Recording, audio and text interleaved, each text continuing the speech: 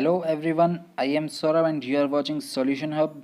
और आज हम कवर करेंगे क्लास 8th कंप्यूटर की बुक हाइपरलिंक का chapter number 5 advance feature in MS Excel के क्वेश्चन एंड आंसर। चैप्टर हम ऑलरेडी कंप्लीट कर चुके हैं 2 पार्ट्स में। ये इसका 3rd पार्ट है जिसमें हम क्वेश्चन आंसर कवर कर रहे हैं।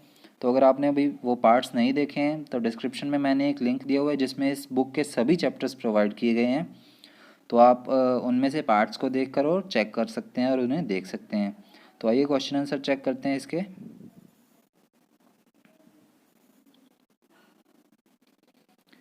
ब्रेन डेवलपर में क्वेश्चन में बुक एक्सरसाइज है आपकी फिलिंग द ब्लैंक्स। तो फिलिंग द ब्लैंक्स में पहला क्वेश्चन है, पहला फिलअप है, dash table is the one where the data is entered first.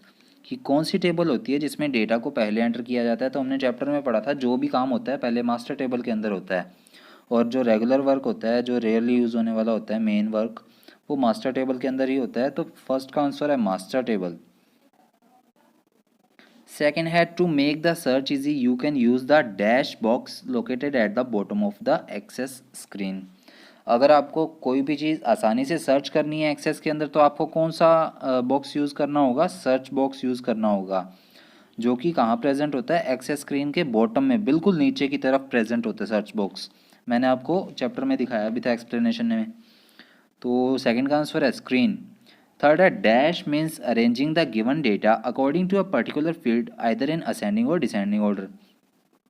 तो जब हम किसी डेटा को अरेंज करते हैं, चाहे वो असेंडिंग ऑर्डर में हो यानी कि अल्फ़ाबेटिकली ए टू जेड हो, या फिर डिसेंडिंग ऑर्डर यानी कि अल्फ़ाबेटिकली जेड टू ए का ऑर्डर हो, तो इस तरह से डेटा को अरेंज करना क्या कहलाता है? सॉर्टिंग। तो थर्ड का आंसर होगा सॉर्टिंग। फोर्थ है, you can remove the filter by clicking the dash button. अब जो भी हम फिल्टर लगाते हैं, सॉर्टिंग का फिल्टर लगाते हैं, किसी भी टाइप का लगाते हैं हमारी एक्सेस के डेटाबेस के अंदर, तो उन सभी फिल्टर्स को रिमूव करने के लिए टॉगल फिल्टर बटन दिया होता है सॉर्ट एंड फिल्टर ग्रुप में। उस बटन पे क्लिक करते ही क्या है, सारे के सारे जो टॉगल हैं वो रिमूव हो जाएंगे आपके फिल्टर्स। और फिफ्थ है, to clear sort click the dash command in the sort and filter group. अगर आपने जो भी सॉर्ट किए हैं, अरेंजमेंट किए हैं अल्फ़ाबेटिकली, उन सभी को वापस हटाना है, यानी कि जैसे आप बिल्कुल फ्रेश फाइल आपने ओपन की थी वैसे ही डेटाबेस वैसे ही रखना चाहते हैं, तो क्या करना होगा? सॉर्ट एंड फिल्टर ग्रुप के अंदर क्लियर ऑल सॉर्ट्स का एक ऑप्शन होता है, उस पर क्लिक करते ही आप वैसे ही अपनी फाइल को देख पाएंगे जैसा आपने स्टार्ट किया था। अब बी एक्सरसाइज दी हुई है, स्टेट ट्रू और फॉल्स। इसमें पहला ट्रू फॉल्स क्या दिया है? Relational database management system support multiple tables. तो RDBMS क्या मल्टीपल टेबल्स को सपोर्ट कर सकता है? जी हाँ, बिल्कुल कर सकता है। ये आंसर ट्रू होगा, क्योंकि RDBMS में एक ही डेटाबेस के अंदर काफ़ी सारी टेबल्स को हम रख सकते हैं। मैंने आपको वहाँ पर जो डेटाबेस बनाकर दिखाया था उसमें भी 3 टेबल्स थी, स्टूडेंट के नाम से थी, डिपार्टमेंट के नाम से थी, और एक मेरे खुद के सौरभ नाम से टेबल थी, जो मैंने अभी लास्ट इसी चैप्टर में ही दिखाया आपको। तो एक ही डेटाबेस के अंदर काफ़ी सारी टेबल्स को हम मैनेज करके रख सकते हैं। सेकंड है, search box is located at the top of the Access window. तो सर्च बॉक्स क्या एक्सेस विंडो के बिल्कुल टॉप पर प्रेजेंट होता है? जी नहीं, बिल्कुल गलत है। सर्च बॉक्स तो बॉटम पर प्रेजेंट होता है, हमने चैप्टर में अभी अभी देखा है। तो अगर बॉटम पर प्रेजेंट होता है तो ये बिल्कुल फॉल्स ही होगा। थर्ड है, sorting can only be done through ascending order. तो ये भी फॉल्स होगा। फॉल्स क्यों होगा? क्योंकि सॉर्टिंग का हमने चैप्टर में पढ़ा था कि सॉर्टिंग तो है वो असेंडिंग ऑर्डर में भी हो सकती है और डिसेंडिंग ऑर्डर में भी की जा सकती है, इसलिए ये वाला भी फॉल्स होगा। Fourth, toggle filter button is located in the sort and filter group. तो जी हाँ, टॉगल फिल्टर बटन है वो होम टैब में सॉर्ट एंड फिल्टर वाला ग्रुप होता है, उसी में प्रेजेंट होता है। मैंने अभी आपको फिलअप में भी ये बताया था, तो इसलिए ये वाला भी ट्रू होगा। फिफ्थ है, to do calculations in a table must be open in design view. ये फॉल्स होगा। अगर हमने कैलकुलेशंस करनी होती हैं तो मैंने आपको चैप्टर में करके दिखाई थी कैलकुलेशंस। तो कैलकुलेशन हमने किस में की थी? डेटा शीट व्यू में की थी। डिज़ाइन व्यू को तो इस चैप्टर में हमने ओपन ही नहीं किया एक बार भी। तो जो कैलकुलेशन है वो डेटा शीट व्यू में होंगी, इसलिए इसका आंसर फॉल्स होगा। अब सी है MCQs, मल्टीपल चॉइस क्वेश्चंस। इसमें पहला है, dash table records the existence of all other database and their location. तो अगर कोई टेबल होती है जिसमें सारे के सारे डेटाबेस और उनकी लोकेशन को मैनेज करके रखा जाता है तो वो कौन सी टेबल होती है? मास्टर टेबल होती है। ये हमने चैप्टर के पहले पेज पर ही पढ़ा था। सेकेंड है to perform arithmetic operation on a table click on dash tab in the ribbon. अगर हमने अरिथमेटिक ऑपरेशंस यानी कि कैलकुलेशंस करनी है किसी भी तरह की अपनी डेटाबेस के अंदर, तो हमें किस पर क्लिक करना होगा रिबन एरिया में? जो टोटल्स वाला ऑप्शन होता है, मैंने आपको दिखाया था टोटल्स वाला ऑप्शन, वो यहाँ पर फिल होगा। यानी कि टोटल्स वाले ऑप्शन के थ्रू हम कोई भी कैलकुलेशन कर सकते हैं इसमें। थर्ड है to view the selected fields of a column dash option is used. अगर हम किसी भी जो हमने सेलेक्ट किए हुए फील्ड के अंदर जो भी डेटा सेलेक्ट किया हुआ है सिर्फ उसे ही देखना चाहते हैं तो कौन सा फ़िल्टर यूज़ होगा? फ़िल्टर ऑप्शन यूज़ होगा उसके लिए। यानी कि हम अपनी मर्जी के फील्ड्स को, कॉलम्स को ही देख रहे हैं, उसके अलावा और कोई फालतू कॉलम नहीं देख रहे हैं। For the there are dash ways to sort data in a table. तो हमारे पास डेटा को सॉर्ट करने के लिए दो तरीके थे, हमने चैप्टर के अंदर पढ़ा था, तो इसका आंसर क्या होगा? 2 होगा।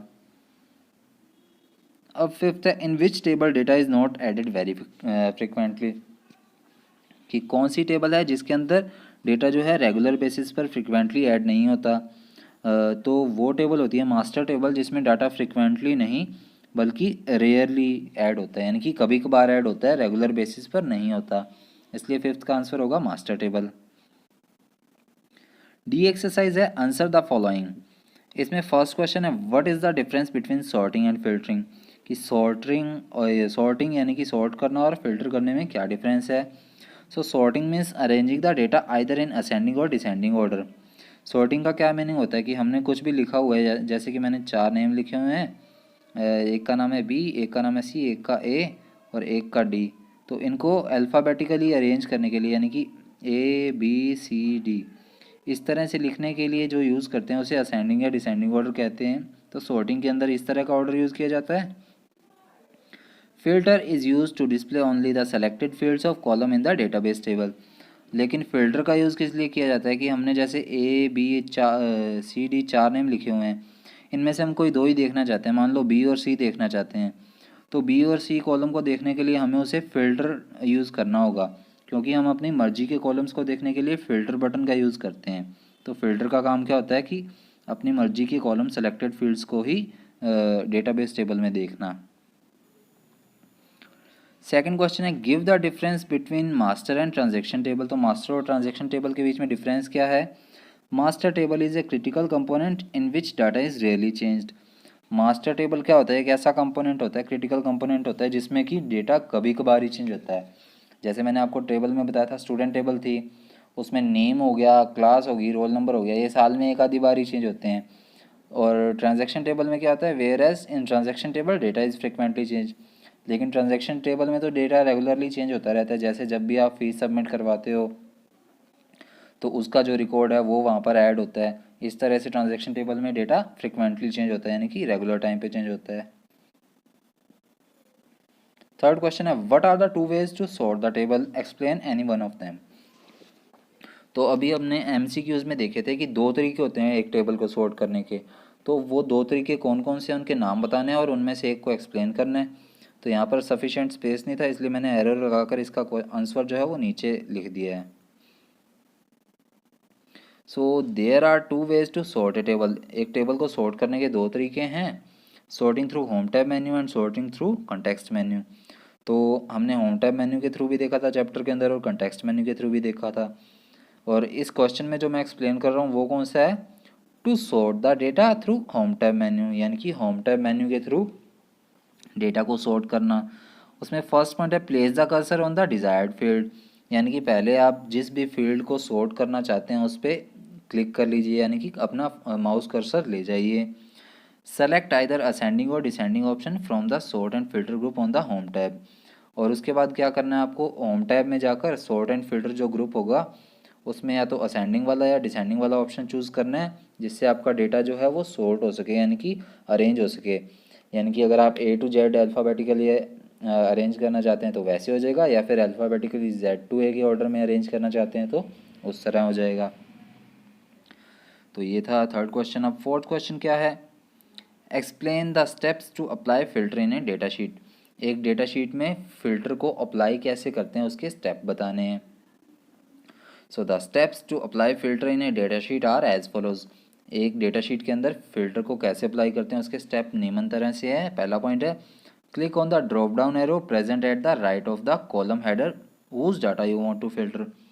अब आपको क्या करना है, जिस भी कॉलम को फ़िल्टर करना है उसमें पहले ऊपर ऊपर एक जो उसका नेम दिया होता है उसमें यहाँ पर एक एरो दिया होता है, तो उस एरो पे क्लिक करेंगे तो एक ड्रॉप डाउन मेन्यू ओपन हो जाएगी जिसको कि आप फ़िल्टर करना चाहते हैं। सेकंड पॉइंट है, by default Access selects all the check boxes under the text filter option.